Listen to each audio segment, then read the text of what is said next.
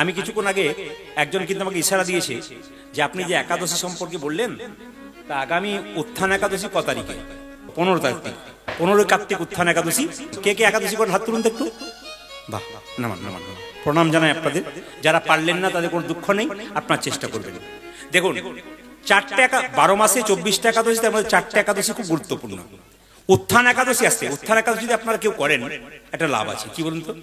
ভগবান শ্রীকৃষ্ণকে যুধিষ্ঠির মহারাজ জিজ্ঞেস করছে, পুরুষোত্তম উত্থান একাদশীর কথা বলো। কৃষ্ণ বললেন যে ব্রহ্মা নারদকে যে কথা বলেছে স্কন্দ পুরাণে, সেই কথাই তোমাকে বলি। কার্তিক মাসে শুক্লপক্ষের যে একাদশী, সে একাদশীটার নাম কি জেনে বলুন? ওটার নাম হচ্ছে উত্থান একাদশী। ভগবান শ্রীকৃষ্ণ আষাঢ় মাসের শুক্লপক্ষের একাদশীতে শয়ন করেন, আর কার্তিক মাসের শুক্লপক্ষের একাদশী উত্থান একাদশীতে ঘুম থেকে ওঠেন। এই জন্য ভগবান শ্রীকৃষ্ণ 15 কার্তিক ঘুম থেকে উঠবে, ওই জন্য ওই একাদশীর নাম উত্থান একাদশী। কি বললাম মায়েরা? দেখুন, ভগবান শ্রীকৃষ্ণ যদি উঠবে, আপনাদের কর্তব্য কি? একটু কীর্তন করা, খোল করতাল বাজানো, একটু আনন্দ করা, ভগবানকে জাগানো, উলুধ্বনি শঙ্খধ্বনি দিয়ে সেদিন ভগবানকে আসতে ভগবানকে জাগানো।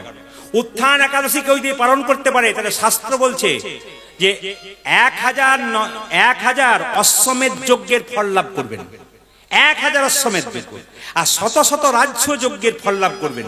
শুধু তাই নয়, যদি কেউ পর্বত সমান পাপ করে, সেই পাপ তার খণ্ডন হয়ে যায় এবং ভগবানের আশীর্বাদ পাওয়া যায় যদি কেউ উত্থান একাদশী পালন করতে পারে। উত্থান একাদশীর একটা তত্ত্ব কি জানেন? যদি কোনো মুনি ঋষি সারা জীবন ধরে ধ্যান করে ভগবানকে পাওয়ার জন্য, আপনি যদি উত্থান একাদশী করেন, সেই মুনি ঋষির ধ্যানের ফল আপনি পেয়ে যাবেন। এই জন্য বারবার বলবো আপনাদের যে উত্থান একাদশী আপনারা পালন করুন। এবং উত্থান একাদশী পালন করলে কি হয়, আমাদের পূর্বপুরুষরা যারা মারা গেছে, যারা স্বর্গে আছে, তারা আরো আনন্দে থাকে এবং আমাদের আশীর্বাদ করেন। তাহলে এত লাভ যদি উত্থান একাদশীতে হয়, তাহলে আপনারা 15 কার্তিক অবশ্যই উত্থান একাদশী পালন করুন। যদি কেউ 12 মাসে 24টা একাদশী না পারেন, তাহলে 4টা একাদশী অবশ্যই করবেন মায়েরা। এই উত্থান একাদশী যেটা আসছে, সবাইকে বলবো অন্তত আপনারা সারাদিনে একবার কি দুবার খাবার খাবেন, একটু সবজি খেতে পারেন, একটু ফল খেতে পারেন, দুধ খেতে পারেন। হ্যাঁ, এইগুলো খেয়ে তো থাকতে পারেন। রোজা রাখছো না খেয়ে, আর আমরা ফল খেয়ে একটু থাকতে পারবো না? এক বছরে একটা দিনের জন্য নিশ্চয়ই থাকতে পারবেন গোবিন্দের কৃপা পাওয়ার জন্য। কিছু না করলে কিছু পাওয়া যায় না। তাই আপনারা শয়ন একাদশী, উত্থান একাদশী, পার্শ্ব একাদশী আর ভৈমা একাদশী যদি কেউ না পারেন, তবে 4টা আপনারা করবেন। আর যদি পারেন তাহলে তো অবশ্যই করতে পারবেন। তো সবাই লক্ষ্য করুন। আচ্ছা বাবা, যারা কৃষ্ণ প্রেম নিতে চান, এতক্ষণ কীর্তন শুনছেন, কীর্তনের মাধ্যম দিয়ে সবাইকে বলতে চাই, শিক্ষার মাধ্যমে মুসলিম সমাজে 30 দিন রোজা রাখা হয়। বাচ্চা থেকে বয়স্ক পর্যন্ত থুতু গেলে না, ভোর 4টা থেকে সন্ধ্যে 6টা পর্যন্ত। ভালো করে শুনবেন যে যেখানে বসে আছেন। আমাদের সেটা হিন্দুদের 30 দিনের কাছাকাছি হলো। 12 মাসে 24টা একাদশী হলো। জোরে বলুন হ্যাঁ না না, জোরে বলুন। ওনারা একসঙ্গে 30 দিন করে, আর আমাদের 12 মাসে কটা হলো জোরে বলুন? 24টা। ভালো করে শুনবেন যে যেখানে বসেন। যদি হিন্দুর রক্ত বইছে তবে শুনবেন। 12 মাসে কটা একাদশী মায়েরা? 24টা একাদশী। আচ্ছা, তারপর কি বলছে যে শয়ন উত্থান পার্শ্বমরা, তার মধ্যে ভীমে ছোড়া, বুড়োর 14, বুড়ির 8, এই নিয়ে কালকাট। শিব চতুর্দশী আছে, মা দুর্গার অষ্টমী আছে, জন্মাষ্টমী আছে। এরকম করে হিসাব করতে করতে আমাদের আরো 6টা হয়ে যায়। নিয়ে কটা হলো? 30টা ফাঁকে ফাঁকে। ওরা ভোর 4টে থেকে সন্ধ্যে 6টা পর্যন্ত থুতু গেলে না, আর আমাদের সকাল থেকে সন্ধ্যে পর্যন্ত একাদশী করলে আপনারা খাবার খেতে পাবেন, তবু করবে না। এইদিকে মায়াপুর নবদ্বীপে ধামে যাবেন, দেখবেন বিদেশ থেকে ইংরেজরা ছোট ছোট বাচ্চাগুলো ছুটে আসে। তারা বলে হরে কৃষ্ণা হরে কৃষ্ণা হরে কৃষ্ণা। সবচাইতে আশ্চর্যের ব্যাপার, ওরা বলতে পারে না তবু বলে। আর সবচাইতে লজ্জার ব্যাপার, আমরা বলতে পারি তবু বলি না। এই দিকে তাকাবেন। যদি হিন্দু হন, একবারে গেঁথে নিয়ে যাবেন। আমি চেন্নাই চিকিৎসা করাতে গেছিলাম, একজন মুসলিম ডাক্তার। সেই ডাক্তার দেখছি রোজার সময় 30টা দিন রোজা রেখেছে, চিকিৎসা করছে। ওর মা বাবা শিখিয়ে দিয়েছে, তুমি ইংল্যান্ড ফেরত ডাক্তার হও, আমেরিকা ফেরত ডাক্তার হও, তোমার ধর্মকে তুমি ছাড়বে না। প্রধানমন্ত্রী ছিলেন মনমোহন সিং, মাথার পাকড়ি কোনোদিন খুলে নাই। ওর মা বাবা শিখিয়ে দিয়েছে, ওনার মা বাবা, যে তুমি প্রধানমন্ত্রী হও আর রাষ্ট্রপতি হও, ধর্মকে ধরে রাখবে। সবচাইতে আমাদের লজ্জার ব্যাপার, সামান্য একটা চাকরি পেয়ে গেলে আমাদের লেজ ধরার ক্ষমতার কে নেই। বৃন্দাবনের প্রেমানন্দ মহারাজ, সবাই লেখো কখন, বৃন্দাবনের প্রেমানন্দ মহারাজ, তার কাছে বিরাট কোহলি, যিনি আমাদের ভারতবর্ষের বিখ্যাত ক্রিকেটার, বিশ্বের 1 নম্বর, বিরাট কোহলি আর তার স্ত্রী অনুষ্কা তাকে প্রণাম করতে গিয়েছিল। সবচাইতে আশ্চর্যের ব্যাপার, বিরাট কোহলি দেশে দেশে বাড়ি আছে, তবু সে বুঝতে পেরেছে প্রেমানন্দের চরণে ঠাঁই নিতে হবে। আর আমাদের সবচেয়ে লজ্জা ব্যাপার, একটা চাকরি পেয়ে গেলে সে মনে করে আমি তো রাজা হয়ে গেলাম, আমার আর কিছু করার দরকার নেই। বুঝতে হবে সবকিছু। মহাত্মা গান্ধী গীতা পড়তেন, গীতাকে নিজের মা বলতেন, আর নিজের মাকে সম্মান দিতেন, আর গীতাকে মা বলতেন, দুজনকে মা বলতেন। এলাহাবাদ কোর্টের ব্যারিস্টার ছিল, সকালবেলায় গীতা পড়তেন আর কেঁদে কেঁদে বলতেন, আমাকে সম্পদ দিও না, আমাকে বিপদ দাও। শুধুই কি টাকার ওপরে এত বড় মহাপুরুষের ছবিটা রয়ে গেছে? বিচার করবেন। এত এত মহাপুরুষ মারা গেল, কেউ মৃত্যুর সময় ভগবানের নাম করে নাই, কিন্তু যখন নাথুরাম গডসে তাকে গুলি মেরেছিল, তখন 3 বার মৃত্যুর সময় 3 বার বলেছিল, হা রাম হা রাম হা রাম। শিখে নিন, যদি হিন্দুর রক্ত শরীরে বইছে তবে শিখে নিন মহাপুরুষরা কি করে গেল, আর আমরা কি করলাম। আমি সম্প্রীতি বজায় রাখতে চাই, সব ধর্মকে সমান সম্মান দিতে চাই, কিন্তু নিজের ধর্মকে কেউ ছোট করবেন না, নিজের ধর্মীয় ব্যক্তিকে অপমান করবেন না। যদি কোনো হিন্দু হয়ে হিন্দু ধর্মের মানুষকে অপমান করে, কানে আঙুল দিয়ে চলে যাবেন, ওইসব লোকের দিকে একবারও তাকাবেন না। কেন? একজন ভক্ত যদি 10 বছর বাঁচে, তবে 100টা ভক্ত তৈরি করে দিয়ে যাবে, আর একজন অভক্ত যদি 100 বছর বাঁচে, ও 1000টা অভক্ত তৈরি করে দিয়ে চলে যাবে। একটা কলমের মধ্যে যদি কালি থাকে, তবে সেই কলমটার দাম থাকে। কলমের মধ্যে কালি না থাকলে কলমের কোনো দাম থাকবে না। আপনার গাড়ি বাড়ি টাকা পয়সা ধন দৌলত আছে, কিন্তু আপনার বিবেক নাই, আপনার জীবনে কোনো দাম নাই। শুনে নিন একবারে বড় বড় মহাপুরুষের কথা। যদি চৈতন্য জাগে, এখানে ছোট ছোট বাচ্চা দুটো বসে আছে, খালি কি বলছে না, হ্যাঁ হ্যাঁ হ্যাঁ, তার মানে কি পূর্বজন্মে কীর্তন শোনা অভ্যাস আছে, পূর্বজন্মে স্বীকৃতি আছে। আপনারা যত না শুনছেন, ওই বাচ্চাটা হ্যাঁ হ্যাঁ হ্যাঁ দিয়ে যাচ্ছে। কেন? ও বুঝতে পেরে গেছে আসল জিনিসটা কি। অনেক মায়ের আমাকে ফোন করে বলে, আমার ছেলে কম বয়সে একাদশী শুরু করলো আপনার কীর্তন শোনার পর। আমার সেটা আপনার গর্বের ব্যাপার। যে মা তার সন্তানকে জন্ম দেয় কৃষ্ণ ভক্ত, তার তো রত্নগর্ভা বলা হয়। আপনার যে যদি সন্তান কৃষ্ণ ভক্ত হয়, জানতে হবে আপনার গর্ভটা রত্নগর্ভা, এমনি এমনি গর্ভ নয়। স্বামীজি বলেছেন একটা কথা, as a lamp does not burn without oil. বাংলাটা বলে দেবো, as a lamp does not burn without lamp. বলছে as a man, so as a man can not live without God. তার মানে কি? As a lamp does not burn without oil. একটা কি, একটা লণ্ঠন বা একটা আলো তেল ছাড়া কোনোদিন জ্বলে না। একজন মানুষ একজন ভগবান ছাড়া থাকতে পারে না। একের পেছনে শূন্য দিলাম, একের পেছনে শূন্য দিলাম, কত হলো জোরে বলো? 10। তার পেছনে শূন্য দিলাম, কত হলো? 100। তার পেছনে শূন্য দিলাম, কত হলো? 1000। তার পেছনে শূন্য দিলাম, কত হলো? 10,000। তার পেছনে শূন্য দিলাম, কত? 1,00,000। আমাদের লক্ষ্য হবে 1। শুধু শূন্যই দিয়ে গেলাম, 1 দিলাম না, তবে শূন্যের গুলো কোনো দাম থাকবে না। শূন্য হলাম আমরা, গোবিন্দ হলো 1। যার জীবনে 1 নামক গোবিন্দ নাই, তার দেহ শূন্যের কোনোদিন। ওই জন্য প্রতিটি হিন্দু সনাতন ধর্মের মানুষের কাছে এই প্রদীপ পালের আহ্বান রইল, কৃষ্ণ ভক্ত হন, হরিনাম শুনুন, কৃষ্ণ ভক্ত হন, ছেলে মেয়েদের কৃষ্ণ ভক্ত তৈরি করুন, উচ্চ শিক্ষায় শিক্ষিত করুন, উচ্চ পদে নিয়োগ হোক, কিন্তু ভগবানকে যেন ভুলে না যায়, এ কথা মাথায় রাখবেন সবাই। এই সুন্দর সুন্দর কথাগুলো আপনাদের সামনে মাঝে মাঝে বর্ণনা করব, আপনার একটু মন নিবেশ করে শুনুন। সংসারের জন্যে কেঁদো না, ভগবানের জন্যে কাঁদো। শুনবেন ভালো করে। ছেলের জন্য কাঁদবে, মেয়ের জন্য কাঁদবে। শেষে ছেলে মেয়ে যখন বড় হবে তখন তোমাকে বলবে তুমি আমার জন্য কি করেছো। আপনি বলবেন যার জন্য করি চুরি সে কি না বলে চোর। আপনার চোখে জল আসবে, সেই জল চোখের কোণ দিয়ে পড়বে। সে জল স্পর্শ করলে গরম লাগবে, মুখের মধ্যে প্রবেশ করলে নোনা নোনা ভাব লাগবে।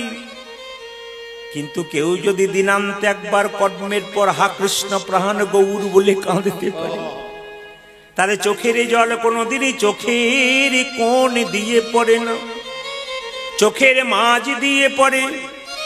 সেই জল স্পর্শ করলে গরম লাগে না শীতল লাগে, শীতল লাগে। সেই জল মুখের মধ্যে প্রবেশ করলে মিষ্টি মিষ্টি ভাব লাগে। যদি কাঁদতে পারো কৃষ্ণ বলে, এই কাঁদাতে যে কি আনন্দ আছে, যে জনে কেঁদেছে কেউ সে ছাড়া কেউ জানে না। কেউ তো জানে না। যে কাঁদে নাই সে তো কাঁদার মর্ম বুঝতে পারবে। কত ভক্ত প্রতিদিন সকালে বেলায় গোবিন্দের চরণে কেঁদে কেঁদে বলে যা কিছু আমার সকলই তোমার, সকলই তোমার। আমার কেবল তুমি জীবনে মরণে জনমে জনমে প্রাণনাথী হইও, প্রাণনাথী হইও তুমি। কৃপা করে তুমি পাঠিয়েছ এ দেহের গৌরবে করে কি লাভ আছে। তুমি তো জানো না তোমার ওই সুন্দর শরীরে কি রোগ ঢুকে আছে। যেদিন রোগ ফুটে উঠবে সেদিনই বুঝবে। বাড়ির সবাই 2-4 দিন সেবা করবে, যত্ন করবে, তারপর মনে মনে ভাববে এবার গেলেই বাঁচি। সেই দিনই বুঝবে সংসারে আপন বলতে কেউ নাই। এ সংসারকে যতদিন দেবে ততদিন তোমাকে ভালোবাসবে।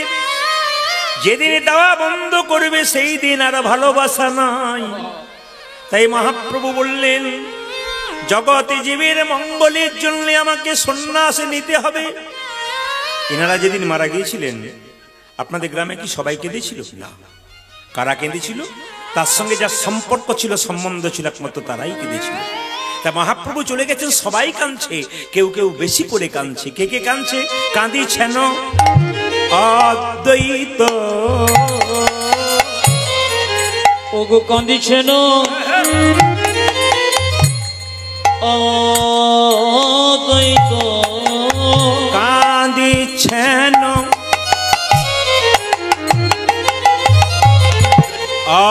অদ্বৈত,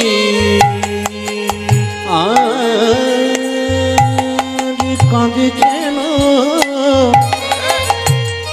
অদ্বৈত। আমার শিবাস গদা ধর রে, ওগো কাঁদিছেন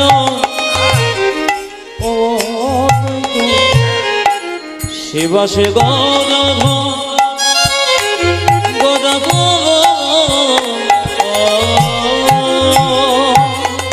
বাসুদেব, বাসুদেব, বাসুদেব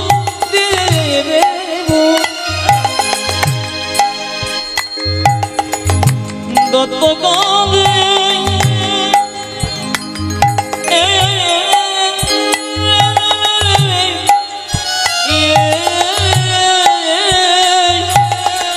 মোরারি বকে আহারে আহারে কাঁদে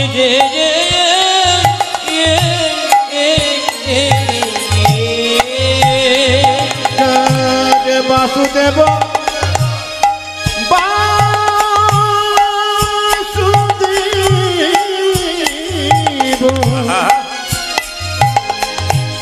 দত্ত কানে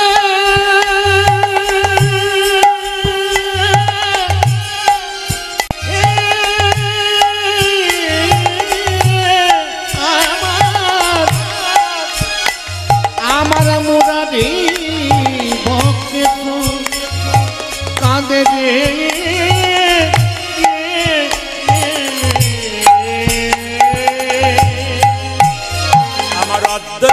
কাঁদিছে সবারই অদ্বৈত কাঁদিছে অদ্বৈত দেখো কাঁদিছে দেখো অদ্বৈত কাঁদিছে ও যে প্রভু তুমি কোথায় গেলে অদ্বৈত কাঁদিছে বলো প্রভু তুমি কোথায় গেলে অদ্বৈত হ্যাঁ কাঁদিছে প্রভু তুমি কোথায় গেলে অদ্বৈত কাঁদিছে বোঝা যে প্রভু তুমি কোথায় গেলে অদ্বৈত কাঁদিছে হা গৌর প্রাণ গৌর বলে অদ্বৈত কাঁদিছে গৌর প্রাণ গৌর বলে অদ্বৈত কাঁদিছে হা গৌর প্রাণ গৌর বলে অদ্বৈত কাঁদিছে হাগর প্রাণ গৌরী বলে অদ্বৈত কাঁদিছে প্রভু তুমি কোথায় গেলে অদ্বৈত কাঁদিছে বলে প্রভু তুমি কোথায় গেলে হা গৌর প্রাণ গৌর বলে প্রভু তুমি কোথায় গেলে হা গৌর প্রাণ গৌর বলে প্রভু তুমি কোথায় গেলে হাগর প্রাণ গৌর বলে তুমি কোথায় গেলে হা গৌর প্রাণ গৌর বলে প্রভু তুমি কোথায় গেলে হা গৌর প্রাণ গৌর বলে প্রভু তুমি কোথায় গেলে হা গৌর প্রাণ গৌর বলে। অদ্বৈত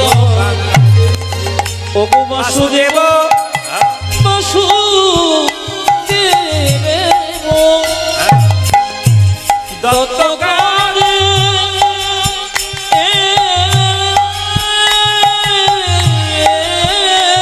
হরে মোরারি বকে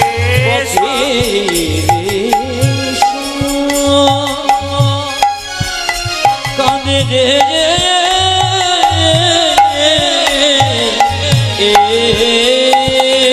মোরারে বকেশ্বর মুরারে বকেশ্বর। এবার সবাই মিলে বলুন রাধা রানী কি না। যে পরিমাণ ভক্ত হয়েছে জয়টা একটু জোরে আশা করছিলাম। টোনটা পরিষ্কার করো, টোন বাড়াও, টোন আবার ফ্রেশ, টোন বাড়বে, পরিষ্কার হবে। আর জয় নিতাই যে পরিমাণ ভক্ত হয়েছে তাতে জয়টা একটু জোরে আশা করছিলাম। রাধা রানী কি বেড়েছে, আরো বাড়বে। শ্যাম সুন্দর কি, হ্যাঁ বেড়েছে। মদন মোহন কি, জয় বলছেন না ভয় বলছেন কিছু বুঝছি না, জোরে বলবে।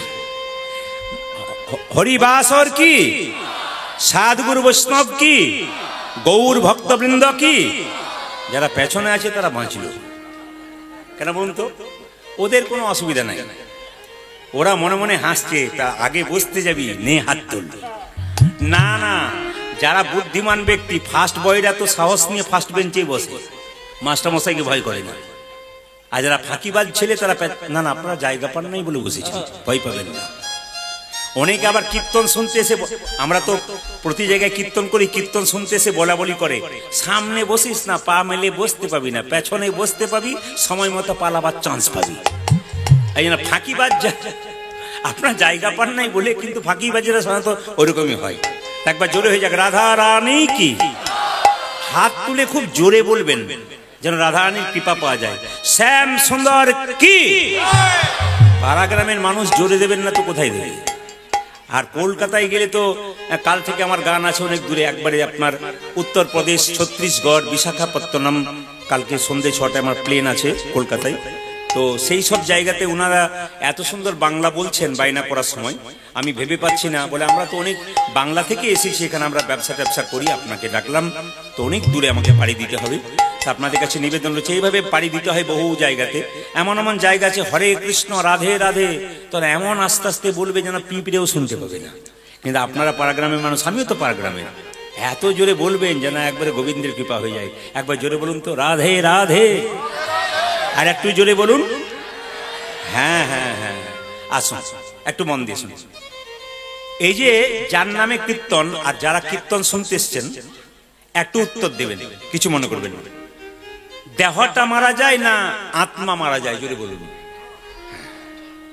দেহ, একজন বলছে দেহ, একজন বলছে আত্মা। না না, আপনারা দেহ বললেন কিন্তু পেছনে দুজন বলছে আত্মা। ভোটের সময় হয় না, কিছু কিছু ব্যক্তি আছে দেখবেন ভোট দিতে গিয়ে দুপক্ষেই মুড়ি খায়, ভগবান জানে না কোন পক্ষে ভোট দেবে। ওরা ভাবছে দুপক্ষেই দেবে, কিন্তু কোন পক্ষে দেবে বলা মুশকিল। এরা ভাবছে আমাকে ওরা সেরকম, কেউ বলছে দেহ, কেউ বলছে আত্মা, মানে সবাই হ্যাঁ না। জেনে নিন, বলছে আত্মা মারা যায় না দেহ মারা যায়। শাস্ত্র বলছে বাসাংসি জিন্নানি যথা বিহায় নবানি ঘিন্নাতি নরহ পরাণী তথা শরীরানি বিহায় জিন্নানি সংজাতি নবানি দেহি। আমি সংস্কৃত বলে দিলাম, কি সব বললো বুঝলাম না, পরিষ্কার করে বোঝাই। এই যে আমি কাপড়টা পরে আছি, আপনারা কাপড়টা পরে আছেন, এই কাপড়টা যখন জীর্ণ হয়ে যাবে তখন ওই কাপড়টা পরিবর্তন করে নতুন কাপড় পরবেন। এবার উত্তর দিন, নতুন কাপড় পরে আনন্দ পাওয়া যায় না জীর্ণ কাপড় পরে আনন্দ পাওয়া যায়? তাহলে যিনি মারা যাবেন তিনি আনন্দ লাভ করবেন না দুঃখ লাভ করবেন? যিনি মারা যাবেন তার জন্য আমরা কাঁদবো, কিন্তু তিনি জামা পাল্টাচ্ছেন, মানে দেহ পাল্টাচ্ছেন, উনি অন্য কোথাও অন্য দেহ ধারণ করবেন। তাহলে দেহি নাস্মিন যথা কোমরং জবরং জরা তথা দেহান্তর প্রাপ্তি ধীরস্তত্তন মধ্যতি। এ আমাদের নিয়ম। একবার বাচ্চা, তারপর যৌবন, তারপর বৃদ্ধ, তারপর নিতাই গৌর হরি বল। ও গ্যারান্টি নেই কে কখন চলে যাবে। এই জন্য আমি আপনাদের বারবার বলবো যে বাসাংসি জিন্নানি যথা বিহায় নবানি ঘিন্নাতি নরহ পরাণী তথা দেহানি আহা তথা দেহান্তর প্রাপ্তি। সবাই একটু মন দিয়ে শুনবেন। এই দেহটা আমাদের মারা যায়, আত্মা মারা যায় না। প্রশ্ন করবেন প্রদীপ পাল যেদিন মারা যাবে তার আত্মা কোথায় যাবে, আর ইনারা যেদিন মারা গেছেন এদের আত্মা কোথায় গেছে? শুনে নিন একবার ভাগবতীয় কথা, এ কোনো বাইরের কথা নয়, শাস্ত্রের কথা। আমি সংস্কৃত শ্লোককে ভেঙে বলছি, মন দিয়ে। এই যে হরে কৃষ্ণ, মন দিয়ে শুনবেন। বলছে দেহটা মারা যায়, আত্মা মারা যায় না। তার প্রমাণটা কি দেখে নিন। বলছে যে যেমন কর্ম করবে তার কর্ম অনুযায়ী জন্ম হবে। মানুষ কুলে জন্মগ্রহণ করে কেউ যদি পশুর মতো কর্ম করে পরের জন্মে তার পশু কুলে জন্ম হবে। মানুষ কুলে জন্মগ্রহণ করে কেউ যদি মানুষের মতো কর্ম করে পরের জন্মে মানুষ হবে। আর মানুষ কুলে জন্মগ্রহণ করে কি কেউ যদি মহাপুরুষের মতো কর্ম করে, মহামানবের মতো কর্ম করে, তার দ্বিতীয় জন্ম হয় না, তার গোবিন্দের চরণ প্রাপ্ত হয়। কেমন? আপনাদের প্রচুর ধান লাগিয়েছেন, যে ধানকে সেদ্ধ করে মাঠে ছড়াবেন ও যেমন দ্বিতীয় গাছ হয় না, সেরকম যে দেহ হরিনামে সিদ্ধ হয়ে যায় তার দ্বিতীয় জন্ম হয় না, তার গোবিন্দের চরণ প্রাপ্ত। এই জন্য কি সুন্দর ব্যাখ্যা দিয়েছেন দেখুন পণ্ডিতরা। আচ্ছা আচ্ছা আচ্ছা, বলছে আমরা যে কর্ম করলাম, কেউ 50 বছর, কেউ 60 বছর, কেউ 100 বছর বাঁচলেন, কর্ম করলেন, কর্মফলটা যাবে কি করে? বলছে পুষ্পের গন্ধ যেমন বাতাসে ছড়ায়, আত্মার কর্মফল সেরকম আত্মা সঙ্গে করে নিয়ে যায়। আপনার আত্মা যখন এখান থেকে বেরিয়ে যাবে, যা কর্ম ভালো করেছেন মন্দ করেছেন সব সঙ্গে করে নিয়ে যাবে। এই জন্য কর্ম ভালো করুন, জন্ম যেখানে হোক কর্ম যেন ভালো হয়। কর্ম যদি ভালো হয় জীবনে সব ঠিক আছে। এই জন্য আমি বলতে চাই, যা করবেন করবেন, ধর্মের ব্যাপার কোনো চালাকি চলবে না। এই জায়গাতে চালাকি করেছেন কিংবা নিতাই গৌর হরি বলেছে, লোক দেখানি করে কোনো লাভ নেই। আপনি 5 মিনিট করুন, কিন্তু পাক্কা করুন। ও কে দেখছে দেখে লাভ নাই, আত্মীয় স্বজন দেখে লাভ নেই। আপনি ভগবানের জন্য 5 মিনিট দিয়েছেন সারাদিনের মাথায়, ওইটাই পাক্কা দিন। আপনাকে 4 ঘন্টা দেবার দরকার নেই যদি আপনার সময় না থাকে। আপনি 5 মিনিট দেবেন, কিন্তু একবার পাক্কা দেবেন ওই সময়টা। ওটা কারোর জন্য নয়, গোবিন্দের জন্য। এই জন্য বলছে পুষ্পের গন্ধ যেমন বাতাসে ছড়ায়, আত্মার কর্মফল সেরকম আত্মা সঙ্গে করে নিয়ে যায়। এই জন্য যেমন কর্ম হোক, ফল যেন ভালো হয়, যেন আমরা যেন ভালো কর্ম করতে পারি। এর জন্য কি করতে হবে একটু মন দিয়ে শুনবেন। গুরু আশ্রয় করতে হবে। গুরু সম্বন্ধে ব্যাখ্যা আপনাদের অনেক বলেছি, তার মধ্যে একটা ছোট্ট করে বলি। গুরুর একটা মন্ত্র আছে দেখবেন, অজ্ঞান তিমিরান্দস্য জ্ঞানাঞ্জন শলাকয়া চক্ষুরুন মিলিতে যেন তস্মৈ শ্রী গুরবে নমঃ। মন্ত্র আছে না? অজ্ঞান তিমিরান্দস্য মানে কি? যার তত্ত্বজ্ঞান নাই, যার ভগবত জ্ঞান নাই, তার অজ্ঞান অন্ধকার দূর করবে গুরু তার জ্ঞানের শলকা দিয়ে। তা গুরুর যদি জ্ঞানই না থাকে তাহলে অজ্ঞানের জ্ঞান দূর করবে কি করবে? খুব ভাবার বিষয়। কিন্তু রামকৃষ্ণদেবের বাণী, যাকে তাকে গুরু করো না, যার জ্ঞান আছে তাকে গুরু করো। তুমি শাস্ত্র সম্পর্কে কিছুই জানো না, তোমার জানার ইচ্ছা জেগেছে, গুরুকে ফোন করলে জানলে, কেন তোমার ইচ্ছাটা পূর্ণ করলো গুরু। যদি নাও জানা থাকে তবে 5 দিন সময় দিল, বাবা 5 মিনিট পরে 5 দিন পরে তোমাকে বলে দেবে। তার বিশ্বাস করতে পারলে যে আমার গুরু আমাকে জানাবে। এই জন্য গুরুকে জ্ঞানী হতে হবে।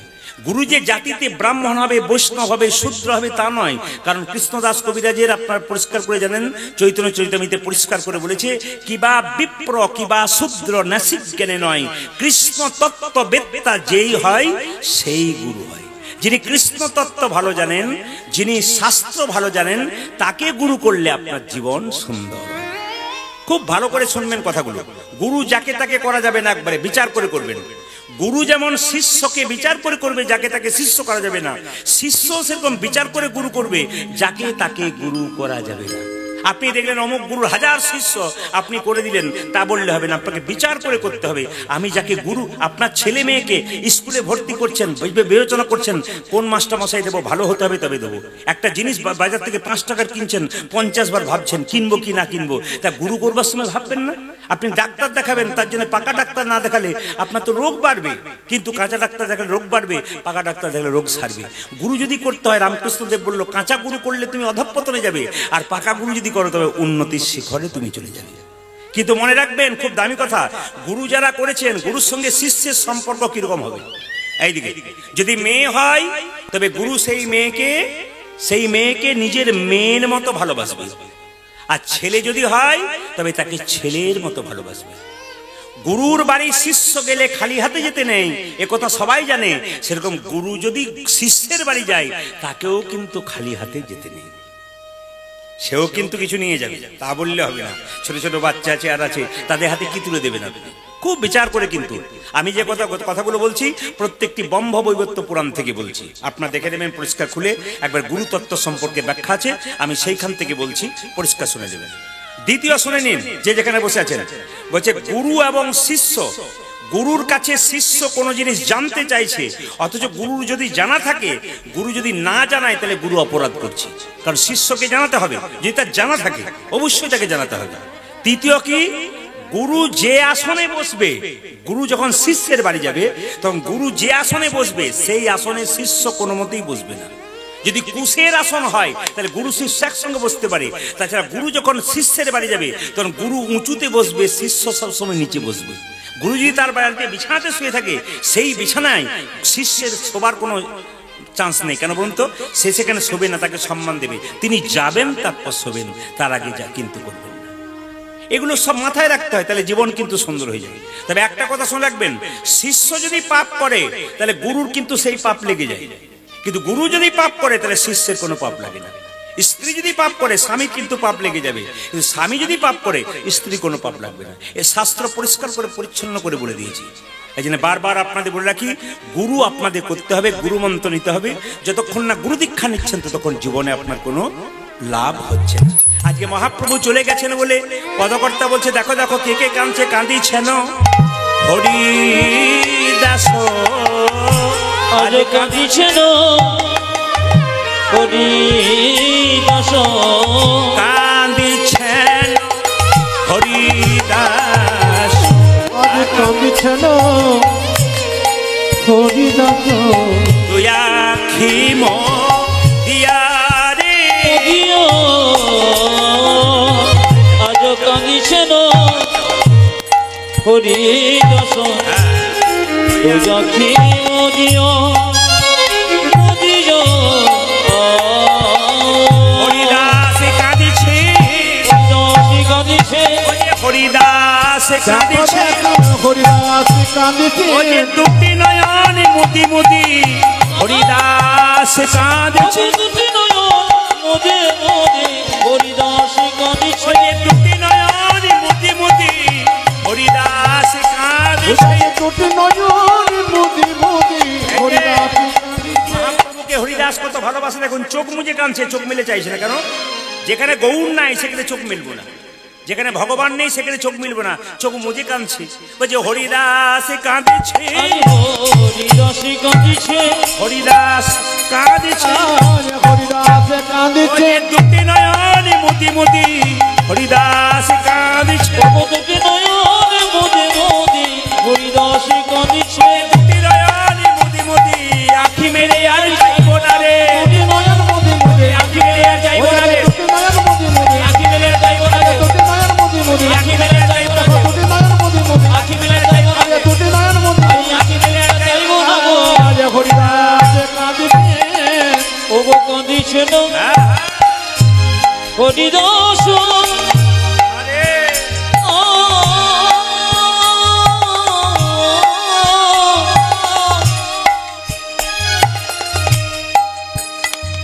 আমার তুই আখি মদিয়া রে, আজ তুই আকি মুদিয়া, তুই আকি মুদিয়া। আর কে কাঁদছে? সচী মাতা কেঁদে কেঁদে বলছে, ওরে গৌর তুই কোথায় গেলি, ওরে নিমাই তুই কোথায় গেলি। যাকে দেখছে তাকে বলছে, তোমরা দেখেছ নাকি, দেখেছ নাকি, কেউ কি দেখেছ নাকি, দেখেছ নাকি, দেখেছ নাকি, দেখেছো না? দেখেছ নাকি দেখেছ নাকি কোন পথে আমার নিমাই গেছে দেখেছো নাকি দেখেছো না? ওগো কোন পথে আমার নেমাই গেছে দেখেছো নাকি দেখেছো না? কোন পথে আমার নিমাই গেছে দেখেছো নাকি দেখেছো না? কোন পথে আমার নিমাই গেছে দেখেছ নাকি দেখেছ মায়েরা, নাকি মায়ের যদি ছেলে চলে যায় তাহলে মায়ের যে কি অবস্থা হয়, যার ছেলে গেছে সে ছাড়া কেউ জানে না।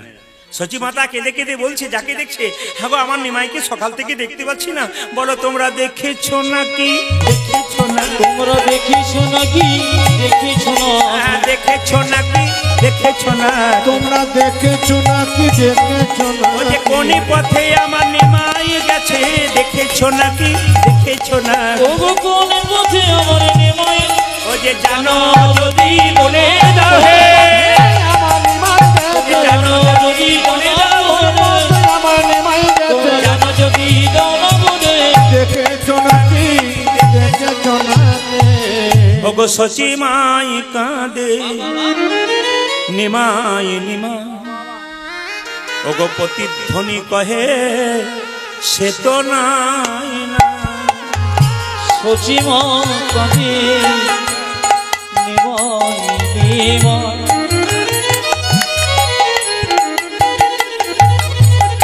প্রতিধ্বনি কহে সে তো নাই না।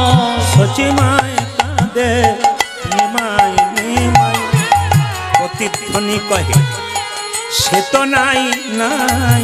আমার সোচে মা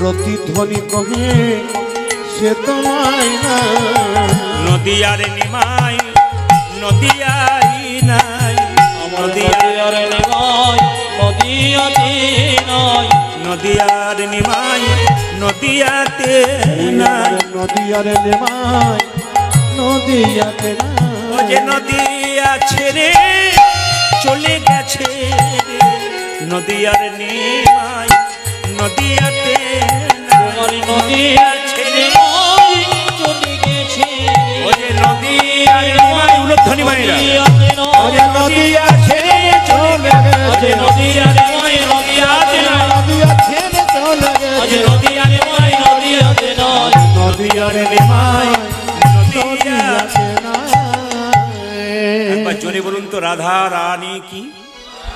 আচ্ছা আমি আর দেরি করবো না, লীলা গৌরচন্দ্র দেখা শেষ করবো।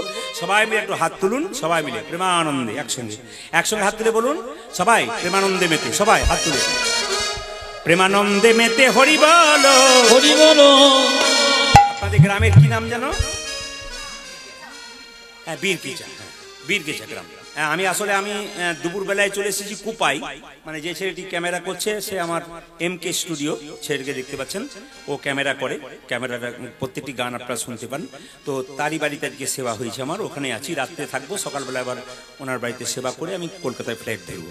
তা আপনাদের কাছে নিবেদন রইল সবাই মিলে হাত তুলুন একসঙ্গে প্রেমানন্দে মেতে হরি বলো। হরি বলো। একসঙ্গে বীরকিচা গ্রামে হরি নামের বন্যা যে এলো, প্রেমানন্দে মেতে হরি বলো, হরি নামে বন্যা যে এলো। প্রেমানন্দে মেতে হরি বলো, হরি নামের বন্যা যে এলো। সবাই তালি দিয়ে হরি বলো হরি নামে বন্যা যে এলো আমি বলেছি, এই মাসে একটু কীর্তন করতে হয় হাত তালি দিয়ে দিয়ে। আমি আগেই বলেছি ভগবান খুব খুশি হয়। সবাই হাত ওঠান, যার আছে তিনি তুলবেন, যার নাই তার তোলার দরকার নেই। যাকে ভগবান দিয়েছেন তিনি তুলবেন। তবে একটা ভালো দেখলাম কি, আপনাদের এখানে ভালো দেখলাম, যেখানে অন্য দেখতে পাই না অন্য জায়গায়, আপনাদের সবাই হাত তুলছেন, 2-4 জন প্রেমানন্দে মেতে হরি বলো। বাবারে কি ভদ্রলোক, হিন্দুদের বিশিষ্ট ভদ্রলোক, হাত এরকম করে আছে কেন বলুন তো? আপনি তুলবেন, উনি প্রতিজ্ঞা করে এসেছেন আমি তুলব না।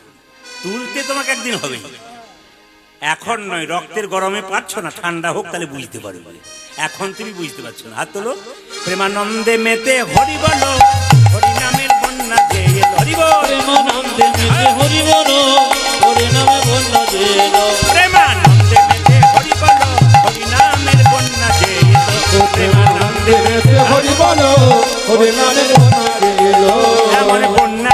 নাই শুকনোতে তলায় ডুবলো দেশের নর নারী জাতের বিচার নাই এমন বন্যা দেখি নয় শুকনোতে তলায় ডুবলো দেশে নর নারী জাতের বিচার নাই। এগুলো পূর্বজন্মে সুকৃতি, কাউকে বলতে হয় না। আপনারা তালি দিচ্ছেন, কেউ বয়স হয়েছে দিচ্ছে না, কেউ কম বয়সে দিচ্ছে। ছোট বাচ্চাটা বাঁশের উপরে বসে আছে, কেউ দিতে পারেনি, ও দিব্যি দিচ্ছে। কেন বলুন তো? ও পূর্বজন্মের সুকৃতি। কেন? হাত ওর উঠবেই, ও বলতে হবে না। এই যারা হাত তালি দিচ্ছেন, ও কিছুই বলতে হবে না, হাত আপনা আপনি উঠবে। আর যাদের এখন তোলার সময় হয় না, তারা কিন্তু তুলবে না কোনো মতে। হাত তুলুন। প্রেমানন্দে মেতে হরি বল, হরি নামের বন্যা প্রেমানন্দে মেতে হরি বল, হরি নামে বন্যা যে এলো। প্রেমানন্দে মেতে হরি বল, হরি নামের বন্যা যে এলো। প্রেমানন্দে মেতে হরি বল, হরি নামে বন্যা যে এলো। এমন বন্যা দেখি নাই শুকনোতে তলায় ডুবলো দেশের নর নারী জাতের বিচার। এমন বন্যা দেখি নয় শুকনোতে তলায় ডুবলো দেশে নর নারী জাতের বিচার নাই। এমন বন্যা দেখি নাই শুকনোতে তলায় ডুবলো দেশের নর নারী জাতের বিচার নাই। এমন বন্যা দেখি নাই শুকনোতে তলায় ডুবলো দেশে নর নারী জাতের বিচার নাই। দেখো হরিদাস, দেখো হরিদাস, দেখো হরিদাস কাজীর ছেলে, সেও বুঝি ডুবলো ভাই। দেখো হরিদাস, দেখো হরিদাস, দেখো হরিদাস কাজী ছেলে সেও বুঝি ডুবলো। প্রেমানন্দে মেতে হরি বল, হরি নামে বন্যা যে এলো। ও প্রেমানন্দে মেতে হরি বল, হরি নামে বন্যা যে এলো। প্রেমানন্দে মেতে হরি বল, হরি নামে বন্যা যে এলো। মধুময় কীর্তন করিতে নদিয়া করিতে নদী জয়, হরি বাসু ঘোষে কহে ঘোষে কহে, আমার হিয়া ফাটি যায়। আমার শনি বসু ঘোষে কহে, আমার হিয়া ফাটে যায়। অবসরি বাসু দেব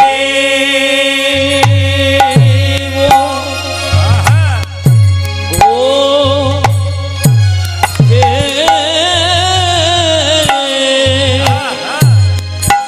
হিয়া ফাটি,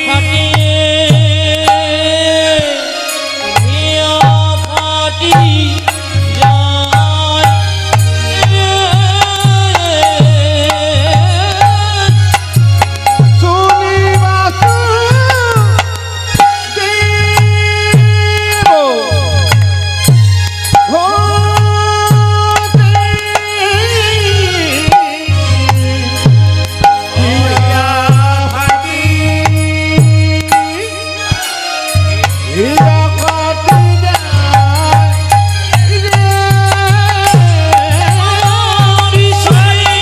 শুনিবাসু দেব হতে হিয়া ফাটি, হিয়া ফাটি যায় রে। হিয়া ফাটি, হিয়া ফাটি যায় রে। আজ হরি শুনিবাসু বাসুদেব ঘোষে। হিয়া ফাটি, হিয়া ফাটি যায় রে। হরি বাসুদেব ঘোষে। আজ শুনে বাসুদেব ঘোষে, হিয়া ফাটি যায় রে। বাসুদেব আজ শুনে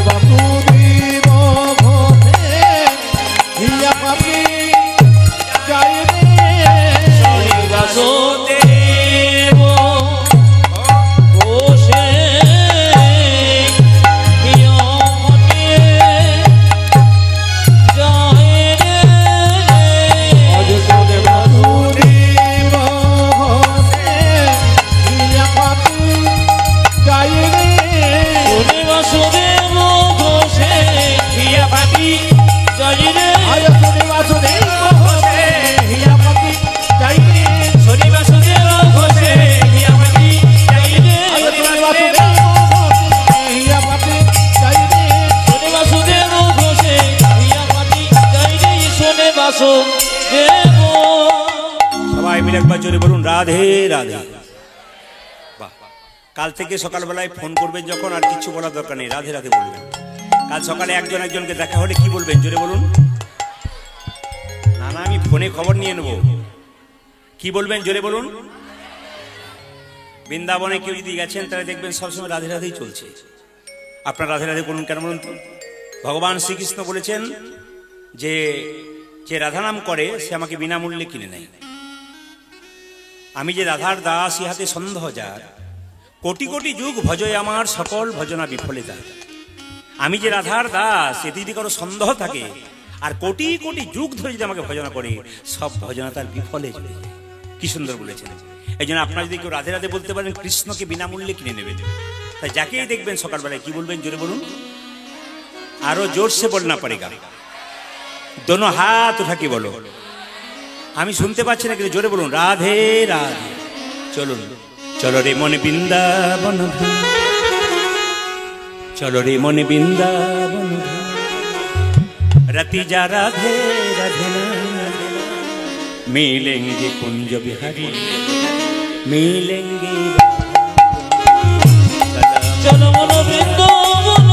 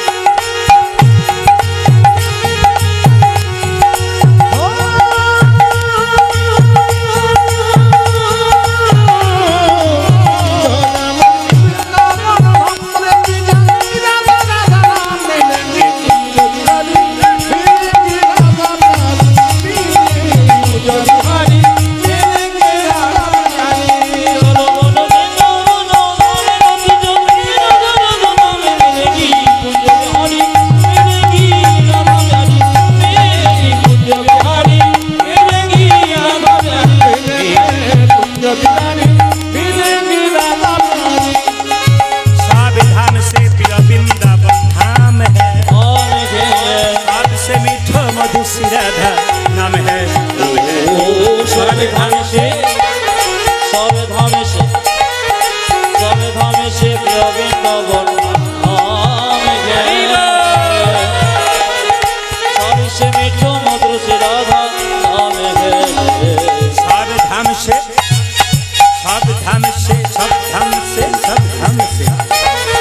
सत्य धाम से प्रिय वृंदावन सबसे मीठा मधुर राधा नाम है।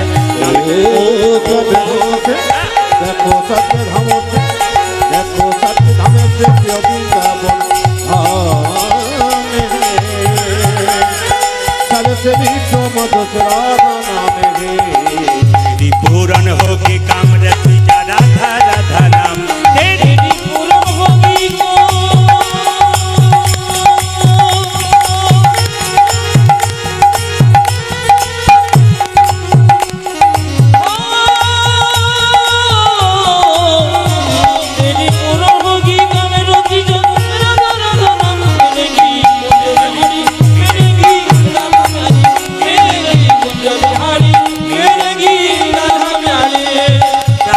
से जमुना में नहाएंगे, परिक्रमा करके जीवन सफल बनाएंगे। ओ प्रार्थना से जमुना में नहाएंगे, परिक्रमा करके जीवन सफल बनाएंगे। प्रार्थना से प्रार्थना से प्रार्थना से प्रार्थना से प्रार्थना से प्रार्थना से जमुना में नहाएंगे, परिक्रमा करके जीवन सफल बनाएंगे। ओ पत्थर से, ओ देखो पत्थर से, देखो पत्थर से जमुना में नहाएंगे, परिक्रमा करके जीवन सफल बनाएंगे। तेरी पूरन होगी कामरति जा राधा राधा नाम, तेरी पूरन होगी कामरति जा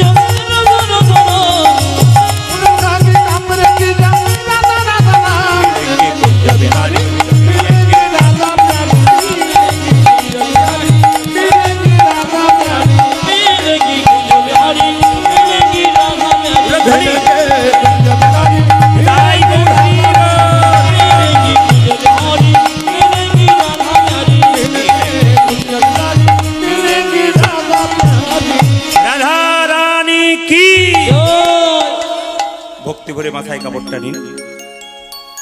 আজকে যিনি কীর্তনের বায়না করেছেন, আপনারা গ্রামস্থ অনেকে আছেন যারা স্মৃতিচারণ করেছেন যে প্রদীপ পালকে চাই, আপনাদের ভালোবাসায় বহুদিন আগে এনারা এই বায়নাটা করেছেন, অনেক দিন আগে। যে ছেলেটি করেছে সামনে বসেছিল, তো যাই হোক, তাকে আবার একজন ভক্ত বলেছেন, তিনি আমার কাছে গেছিলেন। খুব ভালো পরিবেশ আপনাদের, সাধারণ গ্রাম হলো, মানুষগুলো খুব ভালো, শান্তিপ্রিয়। পাশে থেকে অনেকে এসেছেন, যতটুকুন এসে আজকে আলোকপূর্ণ করেছেন আসরটাকে। ঈশ্বরের কাছে প্রার্থনা করি সকলের কৃপা হোক, আর সকলের বাড়িতে একটা করে কৃষ্ণ ভক্ত সন্তান জন্ম হোক, এই প্রার্থনা করুন সকলের বাড়িতে। এবং আপনারা সবাই সুখে থাকবেন, ভালো থাকবেন। আর একটা প্রার্থনা করবো যেন গৌর গোবিন্দের কৃপায় আপনাদের মতি থাক, এবং চিরকাল যেন গোবিন্দ সেবা করে আপনার পরবর্তী প্রজন্ম যারা আসছে তারা যেন গৌর গোবিন্দের সেবা করে, এই প্রার্থনায় ভগবানের কাছে নিতাই। নিতাই গৌর হরি বল। তো আমাকে বললেন যে সাধ্য বাড়ির গান, এখানের ভক্তের একটা চাপ আছে। বলে কি চাপ আছে? না, আপনার কাছ থেকে মাথুর লীলা গান শুনবেন। তো মাথুর লীলা গান তো খুব কঠিন গান, ওনাকে বললাম, কিন্তু আমাদের কাছে ওগুলো কোনো অসুবিধাই নেই, কারণ আমাদেরকে যা বলবেন আমরা তাই করব। কারণ আমরা যখন বেরোই তখন বুঝে নেবেন আমরা সেজে গুজেই বেরোই। আমরা যখন বেরোবো তখন সেজে গুজে বেরোবো, সবকিছু নিয়ে বেরোবো, এমনি বেরোবো না। আর দ্বিতীয় কথা হচ্ছে, মাথায় রাখবেন, এই মাথুর গানটি কঠিন হলো, আজকে আপনাদের সহজ করে বোঝানোর চেষ্টা করব। খালি মন নিবেশ করে শুনবেন, এই মনটি গোবিন্দের চরণে দেবেন, বাস, আর কিচ্ছু দরকার নেই। যতক্ষণ কীর্তন শুনবেন মন গোবিন্দের চরণে, ছটফট নয়, চঞ্চল নয়। চঞ্চল স্থির মন ভগবানকে ভালোবাসে না। দেখুন, পঞ্চপাণ্ডবের মধ্যে ধর্মরাজ যুধিষ্ঠির, তিনি ছিলেন খুব স্থির ব্যক্তি, তিনি গোবিন্দ পেয়েছিলেন। জোরে বলুন হ্যাঁ না না। স্থির ব্যক্তি ছিলেন। কিন্তু দুর্যোধন 100 ভাই দাদা বড় চঞ্চল ছিলেন, গোবিন্দ হারালেন। এই সংসারে কীর্তন শুনতে এসে দেখবেন 2-4 জন খালি চঞ্চলতা, এদের দেখবেন কোনোদিন উন্নতি নেই, সংসার উন্নতি নাই, কোনো জায়গাতে উন্নতি নেই, ছটপট ছটপট করে। স্থির থাকলেই কিন্তু উন্নতি আছে। আবার দেখবেন মায়েরা যারা বাড়িতে খুব চঞ্চল, তরকারিতে 2 বার নুন দেয়, বাড়ির লোকের কাছে গাল খাই, এ হয় আর কি, এগুলো চঞ্চলতার লক্ষণ। কিন্তু স্থির ব্যক্তি কি করে? ঠান্ডা মাথায় সংসারে থাকতে গেলে খুব ঠান্ডা মাথায় কাজ করতে হয়। শাস্ত্র বলেছে রবি, সোম, মঙ্গল, বুধ, বৃহস্পতি, শুক্র, শনি। রবি যদি পৃথিবীতে, সোম মানে সমঝে চল, বুঝে বুঝে চল, ভেবে ভেবে কথা বল। কথার তীর একই জিনিস, তীর ছেড়ে দিলে আর ঘোরাতে পারবেন না, কথা ছেড়ে দিলে আর ঘোরাতে পারবেন না। এই জন্য আমাদের কথা বলতে অনেক ভেবে, কেন বলুন তো? ক্যামেরার মাধ্যমে কথাগুলো বিশ্বের লোক দেখছে। একটা গান ছাড়ার পর 10 লাখ, 5 লাখ, 7 লাখ, 3 লাখ লোক দেখছে। শুধু পশ্চিমবাংলার লোক দেখছে তা নয়, বিশ্বের যত জায়গায় হিন্দু আছে, এমনকি সবচাইতে আশ্চর্যের ব্যাপার, আপনার শুনলে চমকে যাবেন, প্রচুর মুসলিম ভক্ত আমার আছে, যারা কিন্তু প্রচুর ছেলে মেয়েরা, খুব কম বয়সী ছেলেমেয়েরা কলেজে পড়ে, সেই মেয়েরা ছেলেরা পর্যন্ত বলে আমরা আপনার কীর্তন শুনি। এমনকি যারা মৌলভী সাহেব তারা পেরিয়ে যায়, তারা একবার দেখলে একবার তাকায়, আপনাকে তো ইউটিউবে দেখেছি, ক্যামেরায় দেখেছি, আপনার অনুষ্ঠান দেখেছি, ভালো লাগে আপনার এই যে কথাগুলো বলে, আমি খুব খুশি হই। কেন? উনি বললেন সামঞ্জস্য করে কথা বলেন, খুব ভালো লাগে। তা আসুন ঈশ্বরের কাছে প্রার্থনা করুন যেন ভালো কথা বলতে পারি, মানুষের সঙ্গে ভালো সম্প্রীতি বজায় রাখতে পারি। এই দিকে তাকাবেন। আজকে লীলার নাম হচ্ছে ভগবান শ্রীকৃষ্ণের মাথুর লীলা।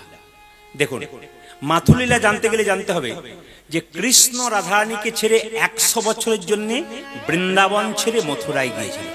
মায়েরা, মা কালীকে মা বলেছেন, মা দুর্গাকে মা বলেছেন।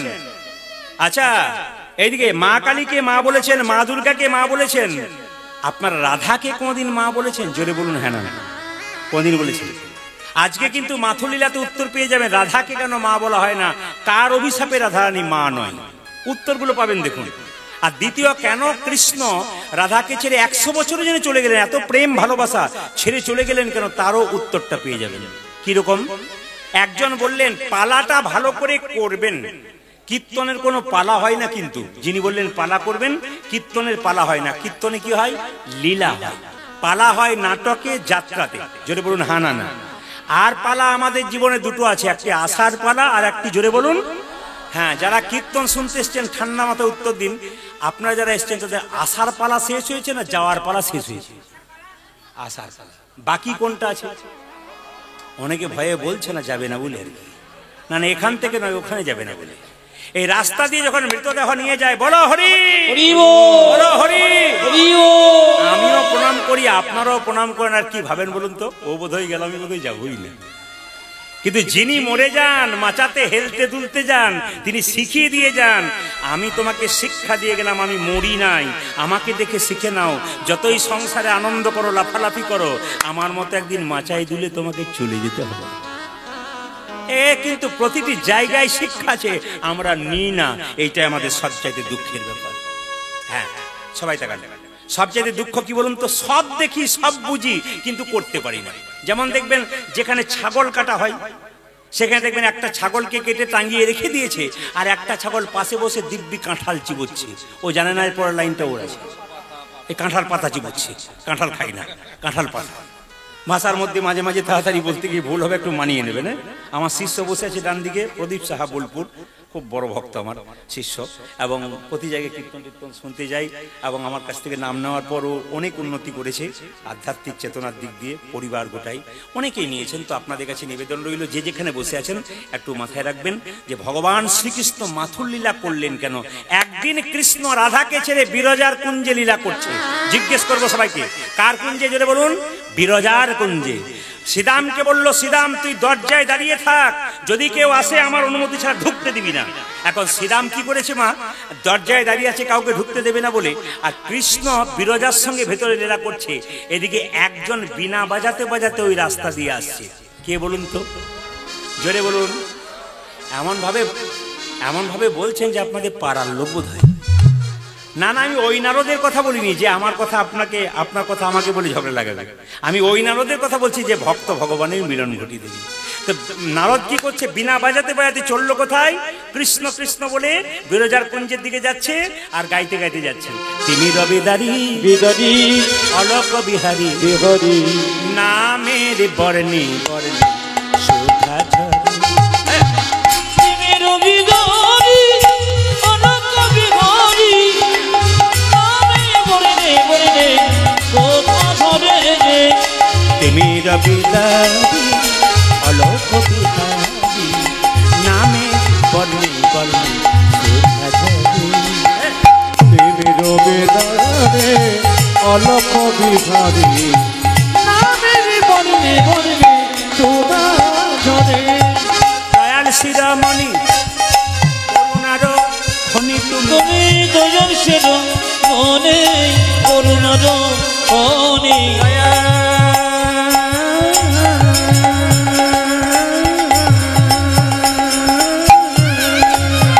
উলধ্বনি উলধ্বনি উলধ্বনি।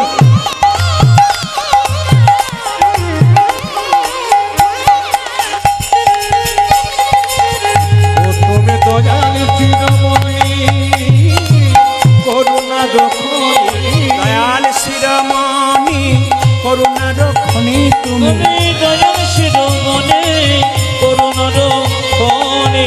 তব চরণ দাও কৃপা করে, আনন্দে দাও কৃপা করে। তুমি রবিদারি অলোক বিহারী নামে বর্ণে বর্ণে সুধা ঝরে। তুমি রবিদারি অলোক বিহারী নামের বর্ণে বর্ণে সুধা ঝরে। তুমি রবিদারি অলোক বিহারী নামে বর্ণে বর্ণে সুধা ঝরে। নারায়ণ নারায়ণ নারায়ণ নারায়ণ। শ্রীরাম দরজায় দাঁড়িয়েছে। এই এই দরজা ছাড়। শ্রীরাম দরজা ছাড়। নারদ বলছে না, ছাড়বো না। কেন? কৃষ্ণ ভেতরে কি করছে? বিরজা কুঞ্জে লীলা করছে। দরজা ছাড়। বলে না, ছাড়বো না। না ছাড়লে আমি এমন একজনকে পাঠিয়ে দেবো, দরজা ছাড়তে তুই বাধ্য হবি। বলে কেন? নারদ কৃষ্ণকে মামা বলতো, রাধারানীকে মামি বলতো। বলে মামিকে গিয়ে খবরটা দিয়ে আসুক, দরজা ছাড়তে বাধ্য। মায়েরা বলুন তো, নারদের বাহন কি? ঢেঁকি। এখন নারদ চললো রাধারানীকে খবরটা দিতে। ও গো চলে বৃন্দাবনে, ও গো ঢেঁকির বাহনে, বদনেতে কৃষ্ণ নাম চলে যায়। আমার চলে বৃন্দাবনে ঢেঁকির বাহনে।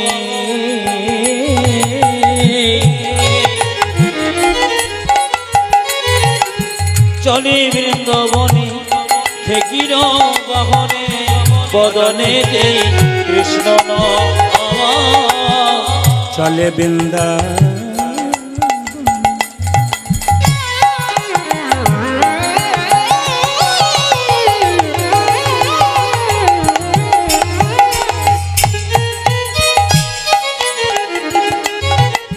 ঢেকির বাহনে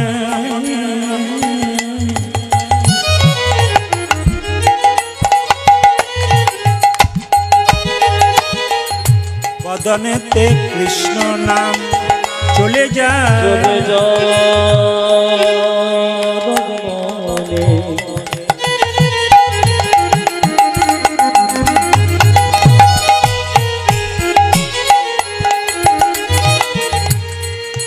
ওই বৃন্দাবনের পথে পথে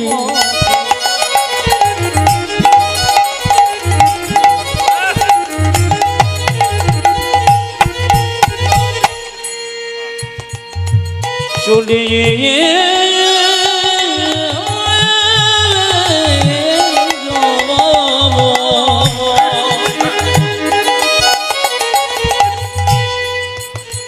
কৃষ্ণ কৃষ্ণ বলিতে বলিতে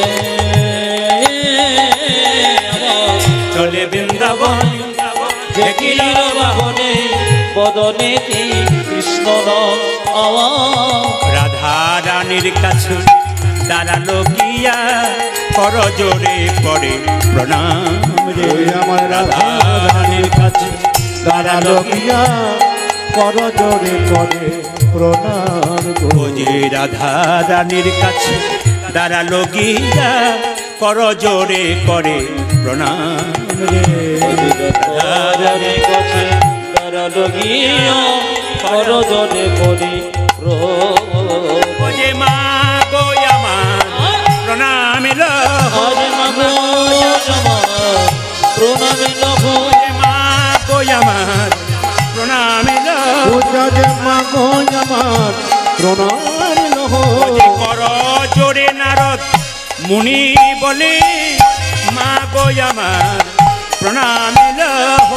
কর জোরে মনে বলে ও যে মা গো আমার প্রণাম লো।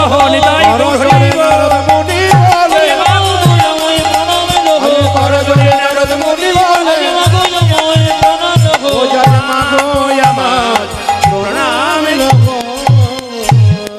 মামি ও মামি, তোমাকে ছেড়ে মামা বিরজার কুঞ্জে লীলা করছে, কিছু মনে করবেন না।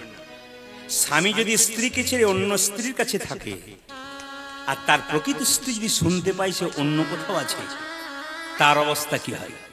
রাধা রানী একবারে কোমরে কাপড় বেঁধে ছুটলো শ্রীরামের কাছে বিরজার কুঞ্জ।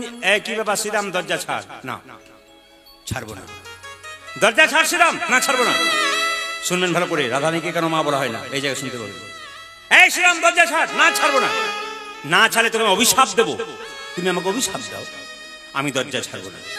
তুই দরজা ছাড়বি না, তবে আমি জোর করে ঢুকে যাবো। এবার রাধারানী যেটা জোর করে ঢুকতে গেল, শ্রীরাম রাধারানীকে আছড়ে মাটিতে ফেলে দিল। রাধারানী আছাড় খেয়ে বলল, শ্রীরাম তুই আমাকে অসুরের মতো অত্যাচার করলি, তুই দৈত্যের মতো আচরণ করলি। আমি তোকে অভিশাপ দিলাম, তোরে যেন দৈত্য কুলে জন্ম হয়। তোর যেন দত্ত কুলে জন্ম জন্ম জন্ম তোরে যেন দৈত্য কুলে জন্ম তোর যেন হয়। দত্ত কুলে জন্ম জন্ম সবাই শুনে নিন, শ্রীরাম হয়েছিল শঙ্কচূড় দত্ত, তার সঙ্গে বিয়ে হয়েছিল তুলসী মহারানী। এই যে তুলসীকে দেখতে পাচ্ছেন, এর পেছনে একটা কারণ আছে। তুলসীর স্বামী কেন দৈত্য হলো? অভিশাপ। গণেশ দেখতে খুব সুন্দর, এক জায়গায় বসে গণেশ ধ্যান করছে, সে সিদ্ধান্ত নিয়েছে আমি বিয়ে করব না। তুলসী সেই রাস্তা দিয়ে পেরিয়ে যাচ্ছে, গণেশকে দেখে আকৃষ্ট হয়েছে। আর গণেশকে দেখার সঙ্গে সঙ্গে তুলসী বলেই ফেলেছে আমি তোমাকে ভালোবাসি। আর শুধু ভালোবাসা নয়, সঙ্গে সঙ্গে প্রপোজ করেছে কি, আমি তোমাকে বিয়ে করতে চাই। আর গণেশের ধ্যানভঙ্গ, অভিশাপ দিল, তুমি জানো আমি বিয়ে করবো না, সিদ্ধান্ত নিয়েছি। আমি তোমাকে অভিশাপ দিলাম, তুমি যেহেতু আমাকে জোর করে বিয়ে করতে চাও, অভিশাপ দিলাম তোমার তোমার তোমার তোমার কি তোমার দৈত্য স্বামী হোক। শঙ্কচূড় দৈত্য স্বামী হবে। সঙ্গে সঙ্গে সঙ্গে সঙ্গে তুলসী দেবী আবার অভিশাপ দিলেন যে আমাকে যেমন তুমি বললে দৈত্য স্বামী হোক, ওগো গণেশ তুমি বলেছে আমি বিয়ে করব না, তোমার একের চাইতে অধিক বিবাহ হবে। এই জন্য গণেশের দুবার বিয়ে হয়েছিল, একটা স্ত্রীর নাম সিদ্ধি, একটা স্ত্রীর নাম ঋদ্ধি। সবাই লক্ষ্য করুন, কত তত্ত্ব আছে ভেতরে ভেতরে, শুনে নেবেন। এইবার সবাই লক্ষ্য করুন, মায়েরা, যেই না অভিশাপ দিয়েছে তোমার দৈত্য করে জন্ম হোক, সঙ্গে সঙ্গে শ্রীরাম আবার চিৎকার করে বলল, ওগো রাধে, তুমি আমাকে অভিশাপ দিলে আমার দৈত্যকুলে জন্ম হোক। দৈত্যকুলে জন্ম হওয়া মানে কৃষ্ণকে ভুলে থাকা। আমি যদি কৃষ্ণকে ভুলে থাকি, আমি অভিশাপ দিলাম তুমি 100 বছরের জন্য কৃষ্ণ হারা হবে, কৃষ্ণ হারা হবে, কৃষ্ণ হারা হবে। এরপর একটা অভিশাপ দিয়ে দিল, ওগো রাধে, তোমাকে অভিশাপ দিলাম, আজ থেকে পৃথিবীতে তোমাকে কেউ কোনোদিন মা বলে ডাকবে না। তোমাকে সবাই মা বলে ডাকে, আমি বলে রেখেছিলাম সন্তানকে তুমি এমন অভিশাপ দিলে, আমি তোমাকে অভিশাপ দিয়ে দিলাম তোমাকে মা বলে ডাকবে। রাধারানী কেঁদে কেঁদে বলে, সীতামণি তুই আমায় অভিশাপ দিলি। শুনবেন কীর্তনের কত প্রেম আছে এবং কৃষ্ণ লীলার কত প্রেম আছে, যারা ভক্ত আছেন তারা শুনবেন। ওরে সীতামণি তুই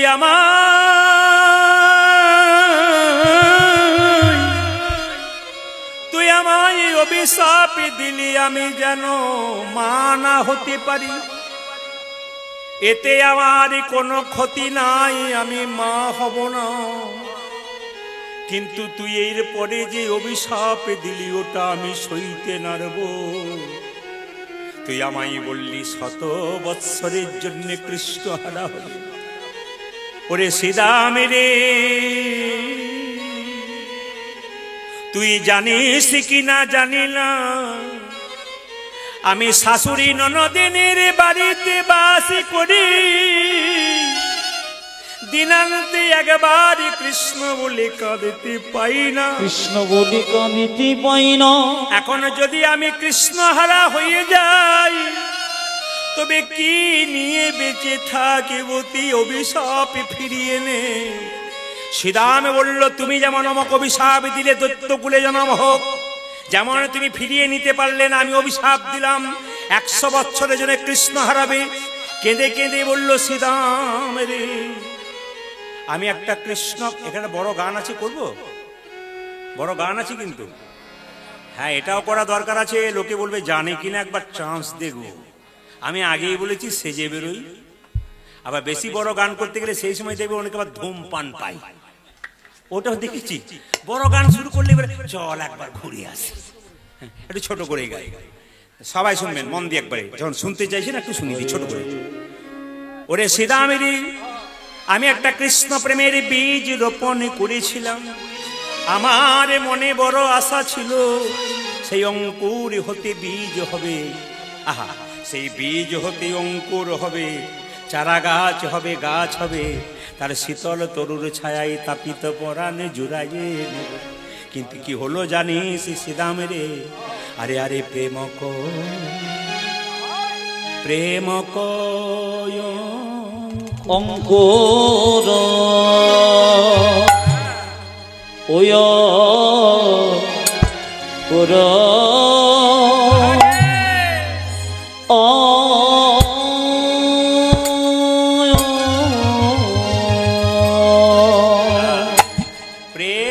প্রেম কুয়ঙ্কুর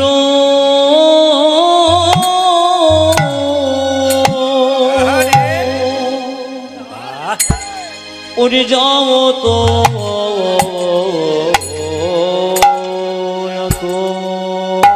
বুড়ে হারি ও ওয় ভে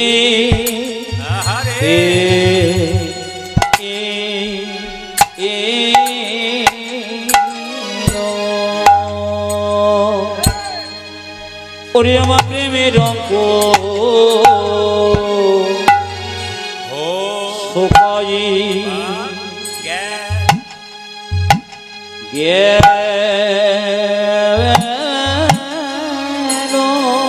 কৃষ্ণ প্রেমের অঙ্ক ও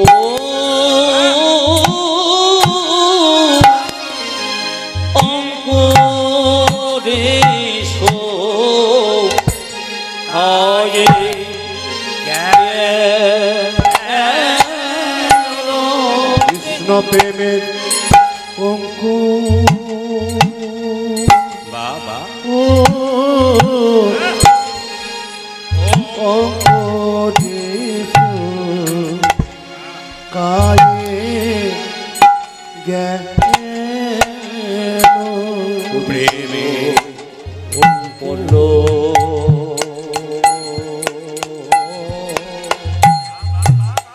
পড়ল হতে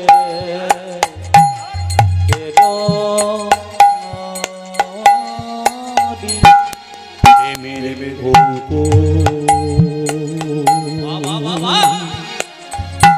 অঙ্কুরে হতে কাজে গেল যুগল পড়ল পড়ল হতে পেল ও যুগ বলো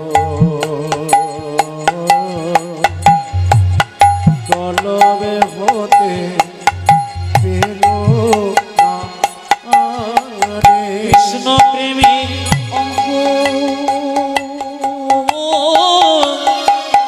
অঙ্কুরেশ কাজে গেল কৃষ্ণ প্রেমের অঙ্কুরিত কায়ে গেল প্রেমের অঙ্কুরেশ কাজে গেল কৃষ্ণ প্রেমের অঙ্কুরিত কায়ে গেল অঙ্কুরেশ কাজে গেল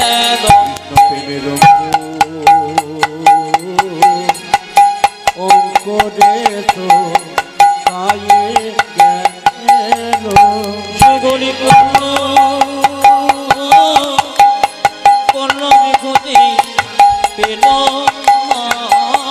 ও যুগল পল্লবে হতে পেল না রে সেগুলি পূর্ণ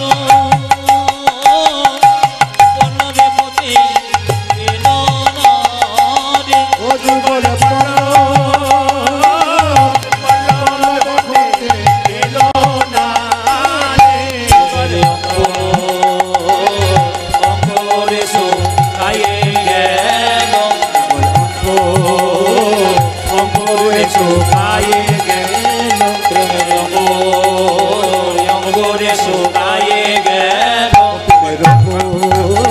অঙ্কুরেশ কায়ে পুরোধ্বনি মাইরা অঙ্কুরেশ কায়ে গেল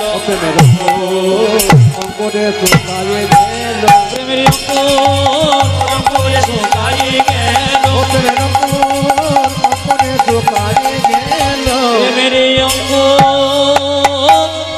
অঙ্কুরেশ কায়ে গেল প্রেমের অঙ্কুরেশ কায়ে গেল অঙ্কুরেশ কায়ে গেল প্রেমের অঙ্কুরেশ কায়ে গেল অঙ্কুরেশ কায়ে গেল ও প্রেমের কায়ে গেল প্রেমের অঙ্কুরেশ কায়ে গেল প্রেমের অঙ্কুরেশ কায়ে গেল প্রেমের অঙ্কুরেশ কায়ে গেল প্রেমের অঙ্কুরেশ কায়ে গেল প্রেমের অঙ্কুরেশ কায়ে গেল অররে প্রেমক প্রেমক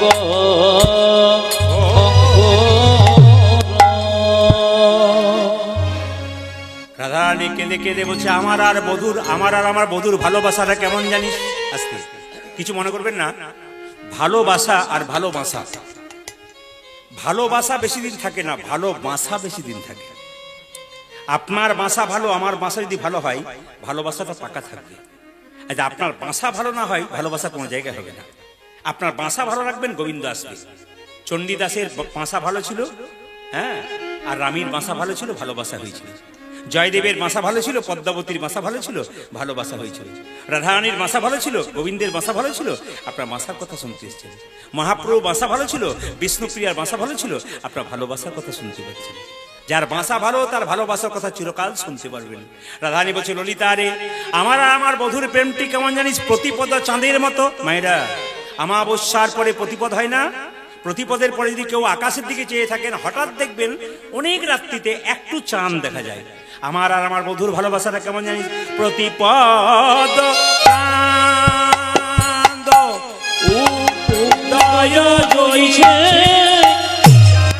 জমে প্রতিপদ চাঁদ, কিবা প্রতিপদ চাঁদ, ও কিবা প্রতিপদ চাঁদ, কিবা প্রতিপদ ও চাঁদ, কিবা প্রতিপদ চাঁদ, প্রতিপদ চাঁদ উদয় জইছে জমে ঘনব, ওই গেল নই রাশি রে, আহা মরি রে ঘনব, ওই গেল নই রাশ।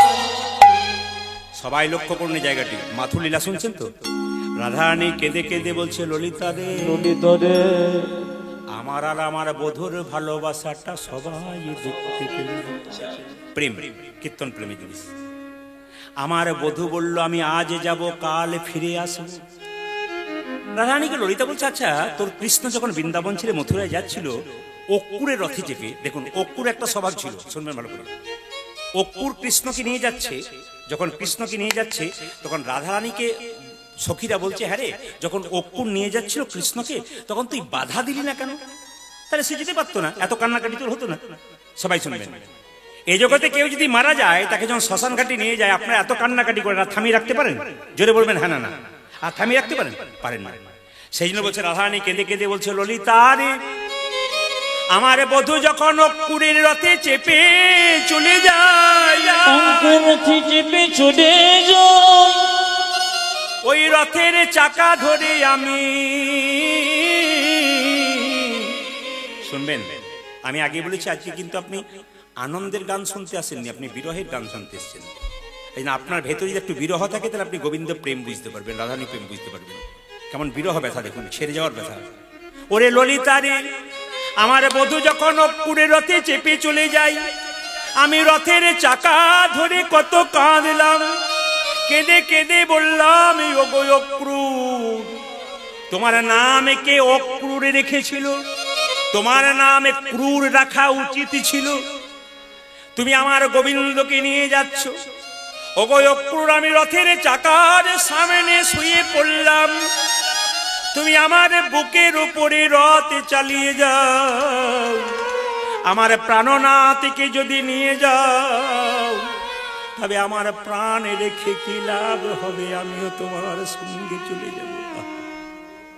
এই জগতে আসতে বাবা, এই জগতে স্বামী স্ত্রীর মধ্যে এরকমই হয়। কোন মেয়ের স্বামী যদি চিরকালের জন্য শ্মশানে চলে যায়, স্ত্রী তখন কেঁদে কেঁদে বলে, তুমি তোমার সংসারের সব দায়িত্ব আমাকে দিয়ে চলে গেলে, তোমার কি একটু মায়া হলো না? যাবার আগে একটু ভাবলে না যে আমি গোটা সংসারটা কি করে চালাবো? তুমি তো দিব্যি সুখে ওখানে থাকবে, আমি কি করব? তুমি যখন চলে গেলে তখন আমার নিয়ে গেলে না কেন? যেমন কাঁদে রাধারানী কাঁদছে, ওগো রথের চাকাটা চালিয়ে দাও। আমি প্রাচীন লোকের মুখে শুনেছি, কেউ যদি শোভাযাত্রায় যায় আর মরা মানুষের মুখ দেখে যায়, তার নাকি যাত্রা ভালো হয়। আপনারা বলেন না, বাইরে যখন যান কেউ যদি মারা যায় তার মুখ দেখলে নাকি যাত্রা ভালো হয়, মরা দেখলে প্রণাম করা হয়। বলছে, আমার বধূ চলল বৃন্দাবন ছেড়ে মথুরায়, যদি আমার মৃতদেহটা দেখতে পাই, মরা মুখটা দেখতে পাই, তার যাত্রা ভালো হবে। ওরে ললিতা রে, আমার প্রাণনাথ কত ভালো জানি, আমি তো আলা ভোলা ঘুমালি কৃষ্ণ সেবার। ইউটিউবে গান শুনতে পান আপনারা? জোরে বলুন হ্যাঁ না। ইউটিউবে গান আপনারা শুনতে পারেন, ঘন্টার পর ঘন্টা আপনি শুধু কথাই শুনছেন। কথাগুলো তুলে কিন্তু লাভ আছে, এ কথা দিয়ে কিন্তু বিশ্ব জয় করা যায়। এই কথা শুনতে শুনতে কিন্তু মানুষের অনেক উন্নতি হয়েছে। যারা চোর ডাকাত ছিল তারা পর্যন্ত অনেকে বলে এত খারাপ কাজ করেছি যে বাবা জীবনে আপনার কথা শোনার পর পরিবর্তন হয়ে গেছে, এটাও দরকার আছে। কিন্তু এই প্রেমটা কিন্তু সবসময় দেওয়া হয় না, এটা ছাড়বে ওরা, ওদেরকে বলেছি এই প্রেমটুকু ছাড়বে। একটু মন দিয়ে শুনুন। রাধারানী কেঁদে কেঁদে বলছে, ললিতা আমি আলা ভোলা গোয়ালিনী, আমি কৃষ্ণ সেবার কিবা জানি। আমি যখন রথের চাকা ধরে বারবার কাঁদছিলাম, আমার বধূ রথ হতে নামলো, এক হাতে গঙ্গা জল তুলসী পত্র, এক হাত আমার মাথায় রেখে বলল, গো রাধে যাবার সময় কেঁদে কেঁদে তুমি আমার যাবার পথে পিছিল করে দিও না। আমি তোমার মাথায় হাত দিয়ে কথা দিলাম, আজ যাব কাল ফিরে আসব। ওরে ললিতা রে, আমার বধূর কথাটা কেমন জানিস? ব্যবসায়ী লোকের মতো। আপনাদের এখানে দোকান আছে, যাদের দোকান আছে তারা অপরাধ নেবেন না, আমাদের দিকেও আছে। ব্যবসা যারা করে দোকানের উপর লিখে থাকে আজ নগদ কাল ধার। আপনি 100 টাকা নিয়ে গেলেন, ভাবলেন আজকে নগদ নেবো কালকে ধার নেবো, রাত্রি পেরিয়ে গেলে আবার ওই কথাটাই লেখা আছে আজ নগদ কাল ধার। কাল আর হচ্ছে না, বাট আজই হয়ে যাচ্ছে। রাধারানী কি সুন্দর বলছে, দেখুন বলছে আমার বধূর কথাটা ব্যবসায়ী লোকের মতো, আজ যাব কাল ফিরে আসবো, কাল আর হলো না। সঙ্গে সঙ্গে রাধারানী বলছে, ললিতা রে, ললিতা রে, দুঃখের কথা শুনবেন, 100 বছর আমার বধূ চলে গেছে, আমি 100 বছর স্নান করি নাই, 100 বছর পা ধুয়ে নাই। কেন কেন কেন কেন কেন? আমার বধূ যেদিন যাবে তার আগের দিনে বলল, রাধে তুমি আমায় কেমন ভালোবাসো? আমি বললাম তোমাকে খুব ভালোবাসি, তুমি আমায় কেমন ভালোবাসো? কৃষ্ণ আমাকে নিজের কোলে বসালো, নিজের হাতে সিঁথিতে সিঁদুর পরাইয়ে দিল। শুনলেন ভালো করে, কেন স্নান করে নাই বুঝতে পারছেন তো? 100 বছর সিঁথিতে সিঁদুর পরাইয়ে দিল, নয়নে কাজলে পরাইয়ে দিল, বেনি মাধব কৃষ্ণ নিজের হাতে আমার বেনি বেঁধে দিল। আলা ভোলা গোয়ালি, তবু কৃষ্ণ আমার চরণে একটু আলতা পরিয়ে দিল। বলো রাধে আজ যাব কাল ফিরে আসব। যদি আমি স্নান করে দিই, যদি বধূ কোনোদিন ফিরে আসে, তবে স্মৃতির সিঁদুরে দেখাতে পারবো না, তাই 100 বছর স্নান করি নাই, আমার সিঁদুর আছে। যদি বধূ আসে আমি দেখাতে পাবো। আমি বেনি মাধবের বেনিটা খুলে যাবে না, তাই স্নান করি নাই, খুললেই স্নান করলেই খুলে যাবে। আর চরণের আলতাটা ধুয়ে যাবে বলে আমি পা ধুই নাই। তবে ললিতা রে, বধূ যদি কোনোদিন ফিরে আসে, স্মৃতির সিঁদুরে দেখাতে পারবো আমি 100 বছর স্নান করি নাই। আমি বেনিটা দেখাতে পারবো 100 বছর স্নান করি নাই। পায়ের আলতা দেখাতে পারবো 100 বছর স্নান করি নাই। শুধু দুটো জিনিস আমি দেখাতে পারবো না, রাখতে পারি নাই। কোন দুটো জিনিস? আমার নয়নের কাজল দুটো। কেন রাখতে পারিস নাই? কৃষ্ণ বলে কেঁদে কেঁদে আমার নয়নের কাজল মুছে গেছে। বিদায় গৌর, হরি হরি বল, হরি বল, হরি বল। মুছে গেছে নয়নে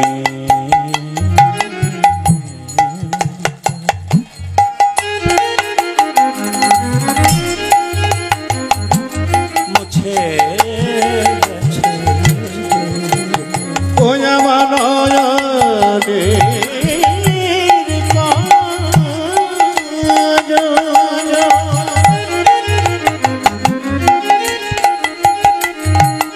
মুছে গেছে রে। কৃষ্ণ বলে কেঁদে কেঁদে নয়নের কাজল মুছে গেছে। কৃষ্ণ বলে কেঁদে কেঁদে নয়নে কাজল মুছে গেছে। কৃষ্ণ বলে কেঁদে কৃষ্ণ প্রাণ তাই গৌর হরি বল। কৃষ্ণ প্রাণ গোবিন্দ বলে নয়নে কাজল মুছে গেছে। কৃষ্ণ প্রাণ গোবিন্দ বলে কৃষ্ণ মুছে গেছে। জয় নিতাই, হরে কৃষ্ণ, জয় নিতাই। আজকের এই সান্ধ্যকালীন অনুষ্ঠান ভগবান শ্রীকৃষ্ণের নাম কীর্তন। দুজন আমাদের সঙ্গ ছেড়ে চলে গেছে ভবসাগরের পথে গোবিন্দের চরণে। তাদের দুজনের আত্মা স্মৃতির উদ্দেশ্যে শান্তি কামনার্থে এই কীর্তন গান। আপনারা যারা কীর্তন গানে উপবিষ্ট হয়েছেন এখানে, তাদের কাছে আমার বিনীত নিবেদন রইল, কীর্তন চলাকালীন আপনারা কেউ কোনো গল্প করবেন না। হরে কৃষ্ণ। কীর্তন চলাকালীন আপনারা যদি কেউ কোনো গল্প করেন তবে আপনি পাপ সংগ্রহ করে বাড়ি যাবেন। আর যদি কীর্তন চলাকালীন আপনি চুপচাপ কীর্তন শোনেন তবে আপনি পুণ্য সঞ্চয় করে বাড়ি যাবেন। কিছু কিছু জায়গাতে শান্তি বজায় রাখতে হয়। আপনি ভগবানের মন্দিরে যাবেন, গল্প করতে নেই। দেবদেবীর মন্দিরে পূজা দিতে যাবেন আর ঘর সংসারে গল্প করবেন, ভগবান পূজা নেবে না, দেবদেবী পূজা নেবে না। ওখানে পূজা দিতে গেলেন এক মনে, মনটা ওইখানেই রাখতে হবে, মন অন্যদিকে চঞ্চল হলে হবে না। ভগবান দেখছেন মন মানা মদ ভক্ত মদ জাজিমাং নমস্কুরু। তুমি তোমার মনটা আমাকে কতখানি দিয়েছ। এই যে কীর্তন শুনতে এসছেন আপনারা, আমি প্রদীপ পাল জানতে পারছি না আপনাদের মনের ভেতরে কি হচ্ছে, কিন্তু স্বয়ং ভগবান বুঝতে পারছেন আপনারা যে কীর্তন শুনছেন, কে কোন মনোভাব নিয়ে শুনছেন আর কার মন কোথায় পড়ে আছে প্রদীপ পাল জানবে না, কিন্তু তিনি অন্তর্যামী, আমাদের অন্তরের কথা তিনি জানতে পারেন। এই জন্য বারবার নিবেদন রইল, কীর্তন চলাকালীন কেউ যদি গল্প করেন তাহলে পাশের জন আপনাকে দেখে বড় বিরক্ত হয়। তা কারো বিরক্তির কারণ হবে না, ভগবানের কষ্টদায়ক কোনো কথা বলবেন না যেখানে কীর্তন শুনবেন। আজকে মহাপ্রভু নবদ্বীপ ছেড়ে চলে গেছেন, সমস্ত ভক্তগণ কাঁদছেন। নবদ্বীপের চাঁদ গৌর হরি, যিনি নবদ্বীপের প্রতিটি ভক্তকে হরিনাম দিলেন, প্রেম দিলেন, সবাইকে কাঁদিয়ে চলে গেলেন। সবাই কাঁদছে, শুধু কান্না নয়, একে অপরের গলা জড়ি ধরে কাঁদছে। কিভাবে কাঁদছে? বলি কোথায় বা গেলে হে, আজ কোথায় বা গেলে হে, কোথায় বা গেলে হে, তুমি কোথায় বা গেলে রে, ভক্তগণকে কাঁদা যে বলো, কোথায় বা গেলে হে, তুমি ভক্তগণকে কাঁদাই বলো, কোথায় বা গেলে হে। প্রথমে একটা কথা বলি, মাঝখানে বলবো, শেষে বলবো। আপনারা ইউটিউবের মাধ্যমে যে কীর্তন গান শ্রবণ করেন, তাতে আপনারা শুধু কথাই শুনতে পান, ঘন্টার পর ঘন্টা শুধু কথাই শুনছেন, কীর্তন শুনছেন না। এই আমি দায়ী নই, কিন্তু ক্যামেরা দায়ী। ওনারা একটাও কীর্তন ছাড়বে না, শুধু কথাগুলোকে ছেড়ে দেয় মানুষের সামনে। এই জন্য অনেকের মনের মধ্যে ভুল ধারণা থেকে যায়, তাহলে ইনি বোধহয় ঘন্টার ঘন্টা কথাই বলে যান বোধ। কিন্তু আজকে আপনাদের সমস্ত ভুল ভাঙবে যারা আমাদের কীর্তন শোনে, কারণ লীলা ছাড়া কীর্তন হয় না। লীলার মাঝে যে দামি কথাগুলো বলবো, ওগুলো ওরা তুলে তুলে তুলে তুলে মানুষের সামনে দেবে, আর মানুষ কথাগুলো খাবে। এই শুনে অনেকের মন্তব্য হয়, উনি শুধু কথাই বলেন। আজকে প্রমাণ পাবেন, না না, আসর শুনুন, তাহলে বুঝবেন কথা নয়, কীর্তন আছে। বলি কোথায় বা গেলে, আজ কোথায় বা গেলে হে, ভক্তগণকে কাঁদা যে বলো, কোথায় বা গেলে, ও যারে ভক্তগণকে কাঁদা দিয়ে বলো, কোথায় বা গেলে রে। একটা কথা আপনারা মনে রাখবেন, আজ কিন্তু 24 প্রহরের নামযজ্ঞের কীর্তন শুনতে আসেন নাই। আজকে এসেছেন, দুজন চলে গেছে, তার বিরহ বেদনার কীর্তন। সবার মাথায় রাখতে হবে, কিন্তু নামযজ্ঞের কীর্তন নয়, এই কীর্তন হচ্ছে বিরহ, চলে যাওয়ার কীর্তন।